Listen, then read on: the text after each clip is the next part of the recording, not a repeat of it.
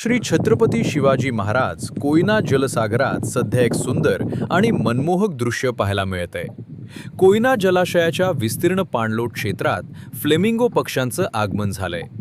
गुलाबी रंगाचं हे सुंदर पक्षी जलाशयाच्या पाण्यात आणि परिसरात मोठ्या संख्येनं पाहायला मिळत असून त्यांच्या आगमनामुळे कोयना जलसागराचं सौंदर्य आणखी खुलून दिसत आहे. शांत पाणी, सभोवतालचा हिरवागार निसर्ग आणि त्यामध्ये दिसणारे गुलाबी फ्लेमिंगो, हे दृश्य पाहणं म्हणजे निसर्गप्रेमींसाठी एक पर्वणीच.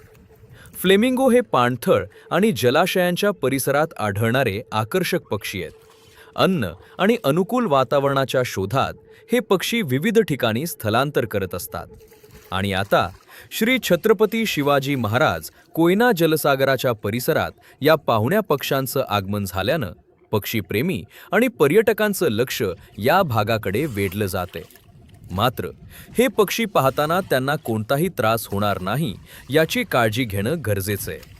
मोठा आवाज करू नका, त्यांच्या जवळ जाण्याचा प्रयत्न करू नका आणि त्यांना खाद्य देऊ नका. निसर्गाचं हे सुंदर रूप तुम्ही पाहिलंय का? हा व्हिडिओ आवडला असेल तर लाईक करा, शेअर करा आणि पाटण गॅलरीला फॉलो करा.